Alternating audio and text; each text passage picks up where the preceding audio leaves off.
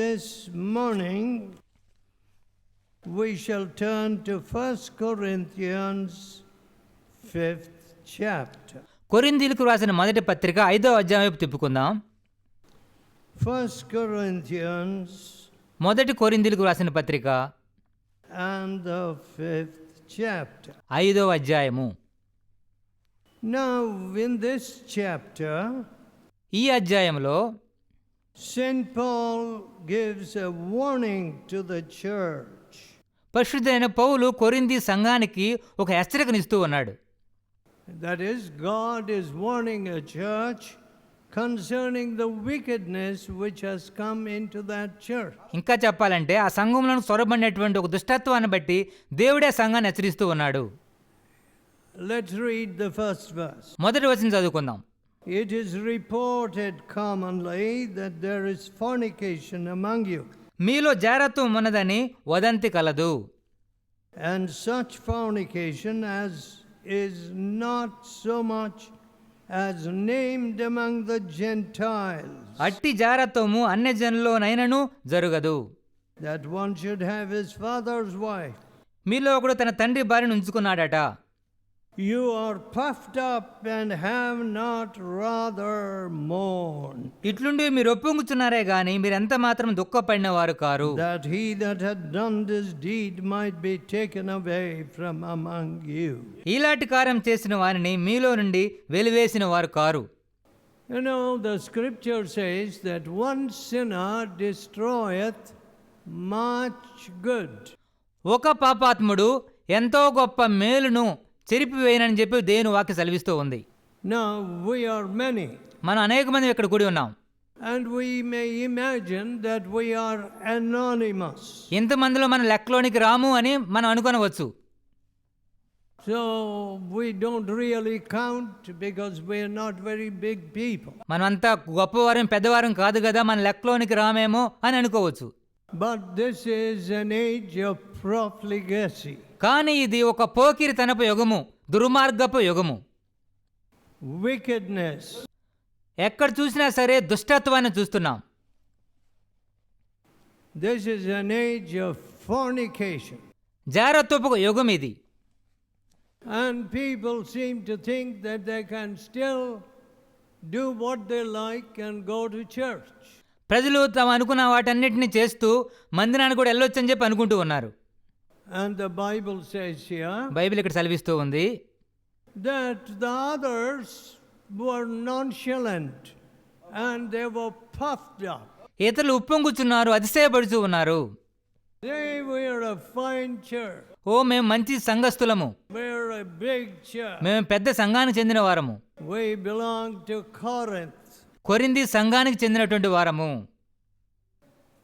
one of the cities of Greece. Greek దేశంలో ఉన్నటువంటి ఒకనొక పట్టణమే కొరింథీ పట్టణము. Now కానీ ఇప్పుడు you are puffed up మీరు ఉప్పొంగుచున్నారు and have not rather mourned.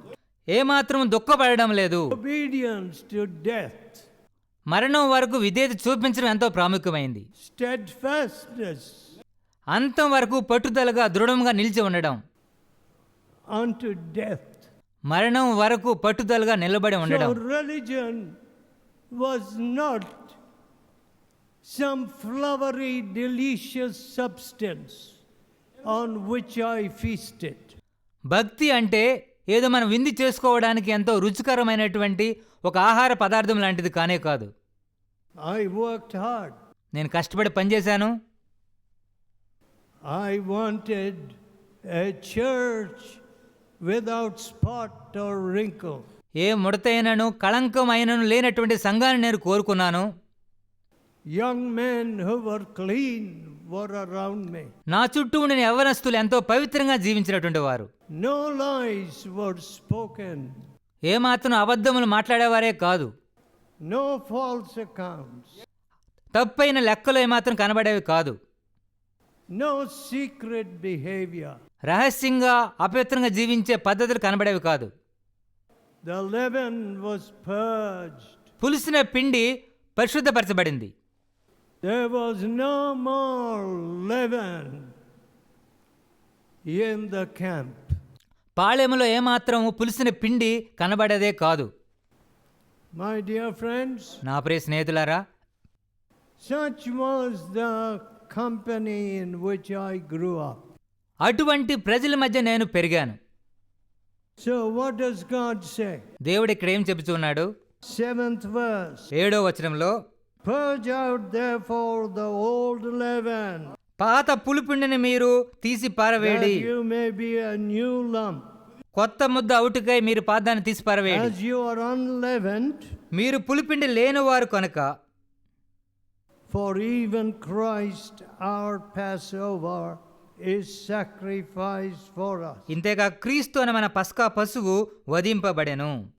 Therefore let us keep the feast not with old leaven, కనుక పాతదైన పులిపిండితోనైనను, neither with the leaven of malice and wickedness, దుర్మార్గతయు దుష్టత్వం అనే పులిపిండితోనైనను కాకుండా, but with the unleavened bread of sincerity and truth. నిష్కాపట్యమును సత్యము అను పులియని రొట్టెతో పండుగ ఆచరింతుము. You know, I remember a students' camp when someone told us the Greek origin of the word sincerity. ఒకనొక విద్యార్థుల క్యాంపులో ఒక సహోదరుడు నిష్కాపట్యం అనేటువంటి పదము గ్రీకులో ఏ విధంగా ఆరంభమైందో ఆ విషయం నాతో పంచుకున్నాడు. He said, ఆయన ఏం చెప్పాడంటే, vases which have cracks are filled in with fillers. ఏదైనా గోడకు బేట్లు వారితే పట్టి వేసి దాన్ని పూడ్చి వేస్తూ ఉంటారు. When there are cracks, it's filled up with fillers. Patti, you call it. ఏ గోడకైనా సరే బేట్లు వారితే పట్టి వేసి దాన్ని పూడ్చి వేయడం చూడవచ్చు. And he said the Greek origin of this word, ఈ నిష్కాపట అనే పదాన్ని గ్రీకులో ఆరంభమైన పదం ఏంటంటే, it meant దాని అర్థం ఏంటంటే, no filler, no patti. ఏ పట్టి వేసి కూడా మనం పూడ్చి వేయలేము. No patti. పట్టి వేసి కూడా పూడ్చి వేయలేము. I don't know how many of you need a lot of patti. ఎంతమందికి పట్టీలు వేసి ఆ యొక్క బేట్లు పూడ్చాలో నాకు తెలియదు. Too many cracks. అనేకమైన బేట్లు వారినాయి కాబట్టి. And so you must put the filler in so that the cracks don't appear. ఆ బేటలు కనబడకుండా ఉండాలంటే అనేకమైన పట్టీలు వేసి పూడ్చి వేయాలి. So, but కానీ God says, దేవుడు చెప్తున్నాడు, you must, but with the unleavened bread of sincerity and truth, we must come to worship or hold the feast. నిష్కాపట్యమును సత్యమును అనే పులియని రొట్టెతో పండుగను ఆచరించాలి. Truth. సత్యముతో. My dear friends, నా ప్రియ స్నేహితులారా, I want every young man and young woman to know this. ప్రతి యవ్వన బాలుడు ప్రతి యవ్వన బాలిక ఈ విషయం తెలుసుకోవాలని చెప్పి అనుకుంటున్నాను. When you build your life on the word of God, మీ జీవితాలను దేవుని వాక్యం మీద మీరు కట్టుకుంటే you are indestructible. ఎవరూ మిమ్మును మీ జీవితాలను నాశనం చేయలేరు. Nothing can violate you. ఎవరూ మిమ్మల్ని కింద పడవేయలేరు. You are an impregnable fortress. ఎవరో పడవేయాలని జయించిన కోటలాగా మీరు ఉంటారు. Why? ఎందుకు? Truth. సత్యం ఉంది కాబట్టి. You are founded on the truth of Jesus. యేసుక్రీస్తు యొక్క సత్యం మీద మీరు కట్టుకున్నారు కాబట్టి. So there is no fear. కాబట్టి భయమే ఉండదు. There is no shaking. కదల్చబడ్డమే ఉండదు. There is no confusion. ఏమాత్రం గందరగోళం మీ జీవితంలో ఉండదు. There is no fear of society. సమాజం యొక్క భయం కూడా మీకు ఉండదు. Truth. సత్యం ఉంది Who కాబట్టి. can do anything against truth? సత్యానికి విరోధంగా ఎవరైనా ఏమైనా చేయగలరా? Nobody. ఎవరు ఏమీ చేయలేరు. That's what God wants in you and me. దేవుడు నీలో నాలో అదే కోరుకుంటున్నాడు. No hidden thing. రహస్యంగా దాచబడిన ఏ పాపం ఉండకూడదు. No doubtful or dirty thing. ఏదో మురికి అనుమానకరమైన విషయాలు ఏమి ఉండకూడదు. But the truth of Jesus. యేసు ప్రభు యొక్క సత్యం మాత్రమే కనబడాలి. Sanctify them by thy truth. సత్యము వలన వారిని ప్రతిష్ఠించుము. Thy word is truth. నీ వాక్యమే సత్యము. That was the prayer of Jesus Christ for us. మనందరి కొరకు యేసుక్రీస్తు ప్రభు చేసినటువంటి ప్రార్థన అది. Oh, my beloved people. ఓ నా ప్రియమైన వారలారా, So then, కాబట్టి in the 11th verse, 11వ వచనంలో, but now I have written unto you నేను ఇప్పుడు ఈ విధంగా రాయిచున్నాను, not to keep company with any man that is called a brother, సహోదరుడు అనబడిన వాడు ఎవడైనను be a fornicator, జారుడు కాని, or covetous, లోబి గాని, or an idolater, విగ్రహారాధకుడు కాని, or a railer, తిట్టుబోతు గాని, or a drunkard, త్రాగుబోతు గాని, or an extortioner. దోచుకొనువాడు గాని, With such a one, no, not to eat. అయ్యున్న ఎడ్ల అట్టువానితో భుజింపకూడదు. Now you see, here is the word railer. తిట్టుబోతు అనేటువంటి పదాన్ని ఈ యొక్క వచనంలో మనం చూస్తూ ఉన్నాం. You know, friends, English is a wonderful language, ఆంగ్లం ఎంతో అద్భుతకరమైన భాష సహోదరులారా. but కానీ certain words like this need amplification. ఇలాంటి కొన్ని పదాలు జాగ్రత్తగా పరిశీలన చేయబడవలసి ఉన్నది. So I took the Amplified Bible. కాబట్టి వేరొక వ్యాఖ్యానం బైబిల్ తీసుకొని ఈ పదం అర్థాన్ని చూశాను. I said, what is the fuller meaning of this railer? ఈ తిట్టుబోతు అనే పదానికి సంపూర్ణ అర్థం ఏమిటి అని చెప్పి నేను పరిశీలన చేశాను. A person with a foul tongue, మురికి నాలుగు కలిగినటువంటి వ్యక్తి, railing, దుర్భాషలాడడం, abusing, దూషించడం, reviling, తిట్టడం, అటువంటి చేయడం, slandering. చాడీలు చెప్పడం, కొండములు చెప్పడం. Do you sit with any such person? ఇటువంటి వ్యక్తులతో మీరు కూర్చొని మాట్లాడుతూ ఉన్నారా? The Bible says బైబిల్ సెలవిస్తుంది that you should run away, that you should not associate with anyone, అటువంటి ఎవరితో కూడా మీరు సాంగత్యము చేయకూడదని బైబిల్ సెలవిస్తుంది. especially if he is calling himself a Christian. మన ముఖ్యంగా అతను నేను క్రైస్తవుని పిలుచుకుంటే అటువంటి వారితో మీరు సాంగత్యమే చేయకూడదు. Now, my dear friends, నా ప్రియ స్నేహితులారా, while we are talking about leaven, పులిపిండిని గురించి మనం మాట్లాడుతూ ఉండగా what does the Bible say about obedience? I've just read to you that poem. విధేయత గురించి దేవుని వాక్యం ఏమి సెలవిస్తూ ఉన్నది? Deuteronomy 11th chapter, ద్వితీయోపదేశకాండము 11వ అధ్యాయము 26 and 28. 26 నుంచి 28వ వచనం వరకు. Deuteronomy ద్వితీయోపదేశకాండము 11th chapter. 11వ అధ్యాయము Let's read from verse 26. 26వ వచనం నుండి చదువుతాను. Behold, I set before you this day a blessing and a curse. చూడుడి, నేడు నేను మీ ఎదుట దీవెనయు శాపమును పెట్టుచున్నాను. A blessing if you obey the commandments of the Lord your God, మీ దేవుడైన యెహోవా ఆజ్ఞలను మీరు వినిన యెడల దీవెనయు, which I command you this day, నేడు నేను మీకు ఆజ్ఞాపించున్నట్లుగా. and a curse if you will not obey the commandments of the Lord.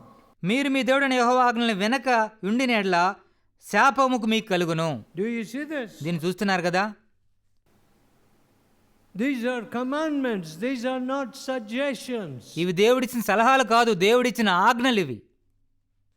You may have gone to an old man and said, give me some good advice. మీరు పెద్దవారు వృద్ధుల దగ్గరికి వెళ్ళి అయ్యా మాకు సలహాలు ఇవ్వండి అని మీరు అడిగినట్లయితే, See, and he says, I give you a suggestion, my dear boy. అబ్బాయి కూర్చో, నేను నీకు సలహాలు ఇస్తానని చెప్పి అవి ఇవి అతను చెప్పవచ్చు. Do this, do that. ఇది చేయి అది చేయని చెప్పవచ్చు. But these are commandments. కానీ ఇవి మాత్రం అలా కాదు, ఇవి దేవుని ఆజ్ఞలు. More firm, more real than any law passed in parliament. పార్లమెంట్లో చేయబడిన చట్టముల కంటే ఎంతో దృఢమైనవి, ఎంతో వాస్తవికమైనవి ఇవి. They are true. అవి సత్యమైనవి. You know, some of our parliaments and senates and congressmen, that is in Washington I'm talking, are making some foolish laws. మన పార్లమెంట్లో కానీ అమెరికా దేశంలో ఉన్నటువంటి పార్లమెంట్లో కానీ బుద్ధిహీనమైన చట్టాలు చేస్తూ ఉన్నారు. I'm going to test those laws. ఆ యొక్క చట్టాలను నేను పరీక్ష చేయబోతూ ఉన్నాను. You know, a man like me can be arrested for preaching like this against homosexuality in America. స్వలింగ సంపర్కానికి విరోధంగా అమెరికాలో బోధిస్తే నన్ను వారు అరెస్ట్ చేయవచ్చు కూడా. But కానీ our voice goes over the air. అమెరికాలో టీవీ ప్రసారాల్లో మన వాక్యం వెళుతూ ఉన్నది. So it's nothing secret. కాబట్టి రహస్యంగా ఏమీ మనం బోధించడం లేదు. Let us see how they can apply that law. ఆ చట్టాన్ని ఏ రీతిగా వారు అన్వయిస్తారో చూద్దాం. Listen, my dear friends. వినండి స్నేహితులారా. After all, India is a little ape trying to follow some of those crooked laws. భారతదేశం ఆ యొక్క దుష్టమైన చట్టాలను వెంబడించే దేశంగా మారుతూ ఉన్నది. It's a sad day. ఎంతో విచారకరమైన దినం. But కానీ the Bible says a blessing if you obey. మీరు లోబడితే ఆశీర్వాదం అని బైబిల్ సెలవిస్తూ ఉంది. And a curse if you don't obey. విధేయత చూపించకపోతే శాపం కలుగుని బైబిల్ సెలవిస్తుంది. And you can see that in history. చరిత్రలో దీన్ని మనం చూడవచ్చు. Anybody that goes against the commandments of God, దేవుని ఆజ్ఞలకు వ్యతిరేకంగా ఎవరు వెళ్ళినా సరే their future is curtailed వారు భవిష్యత్తు ఆ విధంగా and ముగించబడ్డం, annulled. పూర్తిగా ఆపివేయబడ్డం మనం చూడవచ్చు. No future. భవిష్యత్తు అంతమైపోవడం చూడవచ్చు. But you are founded on the word of God. కానీ మీరు దేవుని వాక్యం మీద మీ జీవితాన్ని కట్టుకున్నట్లయితే Nothing in this world can overthrow you. ఈ లోకంలో ఏది కూడా మిమ్మల్ని కింద పడవేయలేదు. Truth. సత్యము.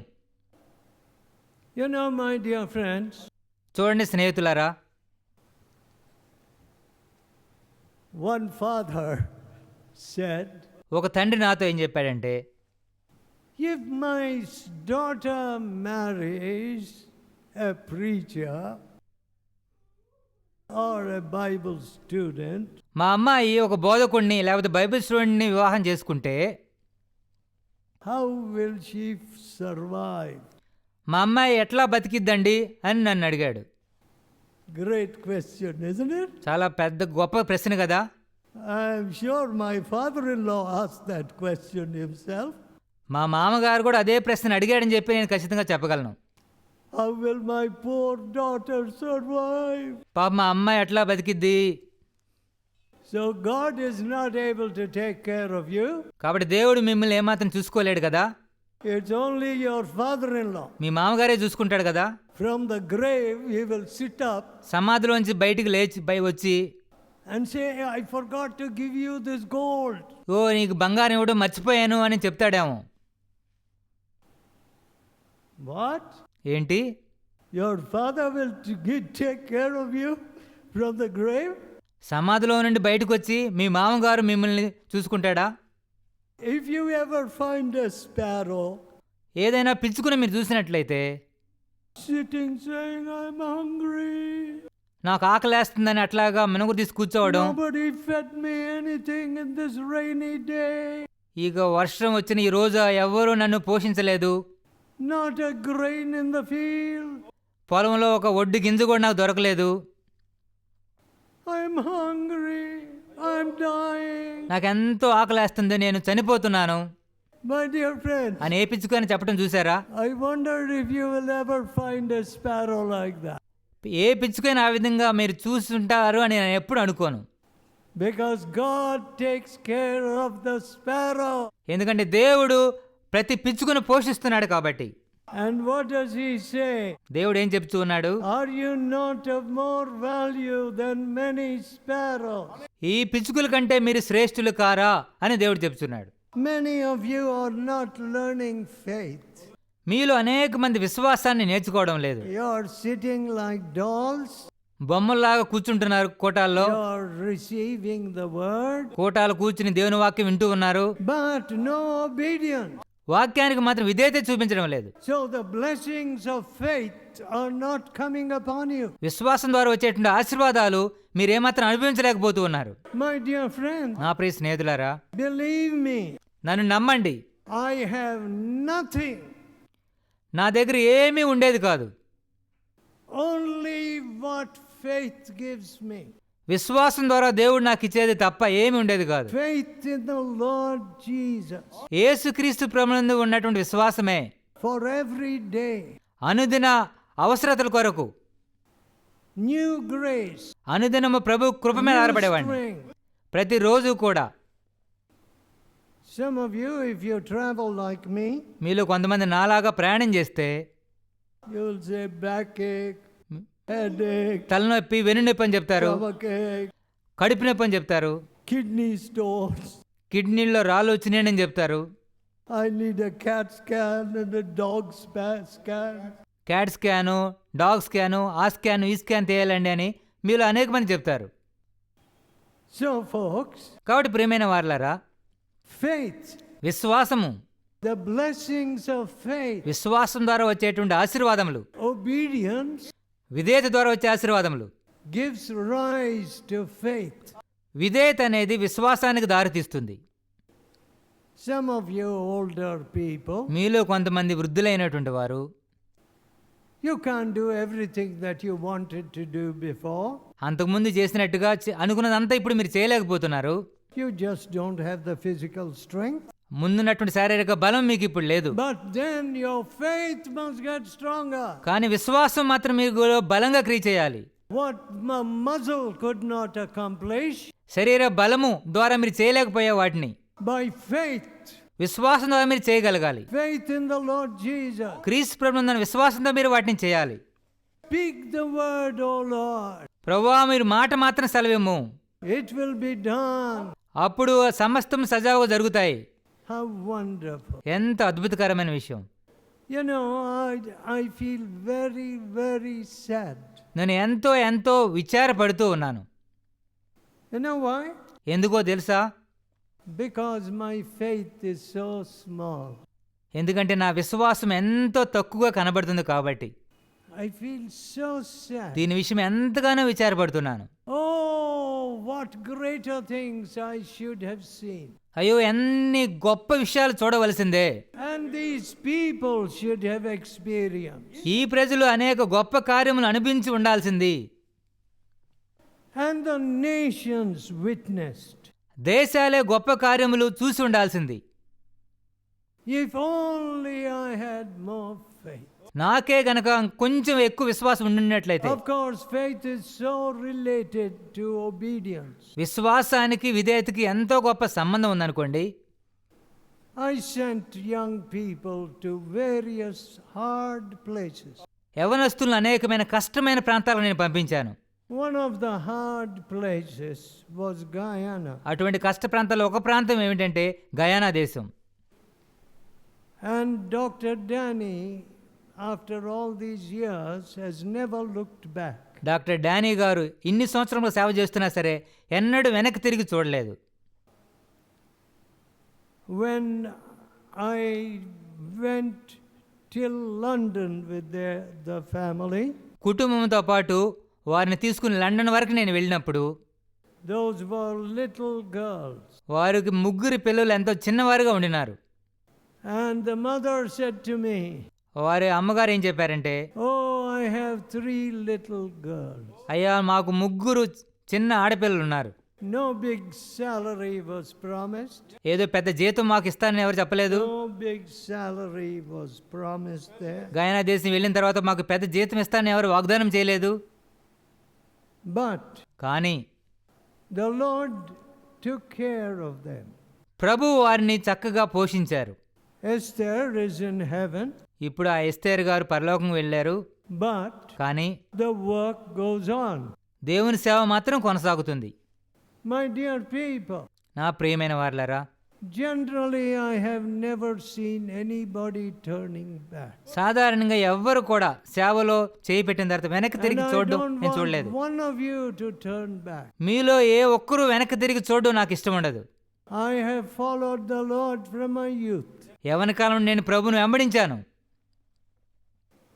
After my work in Germany was over, Germany దేశంలో నేను చేసిన సేవ అయిపోయిన తర్వాత I was just a young man of 30 years. అప్పుడు నేను 30 సంవత్సరముల యవ్వనస్తుడిగా ఉంటిని. Some of the leaders there asked me, అక్కడున్న నాయకులు నన్ను అడిగారు, "Where are you going next?" అయ్యా తర్వాత ఎక్కడికి వెళ్ళబోతున్నారు? I said, "I'm going to London."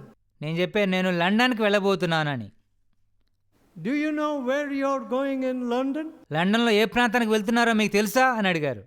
I said, "No, I don't know London. I've never been in London. I don't know." నాకు తెలియదండి, London గురించి నాకు ఎక్కువగా తెలియదు, ఎక్కడికి వెళ్తున్నానో తెలియదని చెప్పాను. "What? ఏంటి, You're going to London మీరు లండన్కి వెళ్తున్నారు, and you don't know where you will stay? What? There's nobody there whom you know?" లండన్లో వెళ్ళి మీరు ఎక్కడ ఉంటారో మీకు తెలియదు, మీకు తెలిసిన వాళ్ళు కూడా లేరని చెప్తున్నారు. "No, I have a meeting at 7 o'clock in that famous church. ఆ యొక్క పెద్ద సంఘములో సాయంకాలం 7 గంటల నా కూటం ఉందండి అని చెప్పాను. So I must be there for that meeting." ఆ కూటానికి నేను వెళ్ళి హాజరు కావాలి అని చెప్పాను. When I arrived in London, నేను లండన్కి వెళ్ళిన తరువాత I found that the distances were so great. లండన్లో ఒక ప్రాంతం నుంచి ఒక ప్రాంతం వెళ్ళాలంటే ఎంతో దూరమైన ప్రాంతములు I అవి. said, "How can I ever get to my meeting?"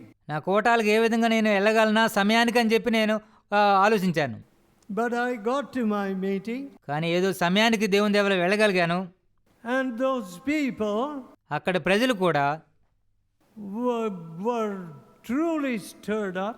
దేవుని వాక్యం విని ఎంతగానో పురికొల్పబడ్డారు. And one of them said, "I will drive you to your place." వారిలో ఒకరు, మీరుండే స్థలానికి నేను కారులో మిమ్మల్ని తీసుకుని వెళ్తానండి అని చెప్పాడు. Pardon me now. దయచేసి ఇప్పుడు క్షమించండి, I don't have such a good head as many of you. మీకున్నంతగా నాకు మంచి బుర్ర ఏమీ నాకు లేదు. You see, I said I live in North London. I'm going to North London. ఉత్తర లండన్లో నేను ఉండాలండి, అక్కడ నేను తీసుకువెళ్ళనని చెప్పాను. But where are you going? ఆ ఉత్తర లండన్లో మీరుండేది ఎక్కడండి అని అడిగాడు. I forgot my address. ఆ చిరునామా కూడా నేను మర్చిపోయాను. Every street looked like my street. ప్రతి వీధి కూడా అదే వీధిలా కనిపిస్తుంది. It was dark. ఎంతో చీకటి అయిపోయింది. Now, what could my driver do? He was an important man. ఆ డ్రైవర్ గారు ఏం చేయగలడు? ఆయన ఎంతో ప్రాముఖ్యమైన వ్యక్తే, కానీ ఏ విధంగా నేను తీసుకుని వెళ్ళగలడు? Then I said, "This must be it." ఇదే వీధి అయి ఉండాలి అని చెప్పి నేను అతనితో చెప్పాను. And I got to my place. దేవుని దేవాల ఆ స్థలానికి వెళ్ళగలిగాను. My dear people, ప్రియమైన వారలారా, faith. విశ్వాసము. Did God ever forsake me? దేవుడు ఎన్నడైనా నన్ను విడిచిపెట్టాడా? No. లేదు.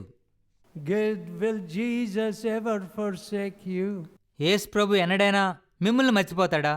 No. లేదు. He is faithful. ఆయన నమ్మకస్తుడు. Let us pray. ప్రార్థన చేసుకుందాం.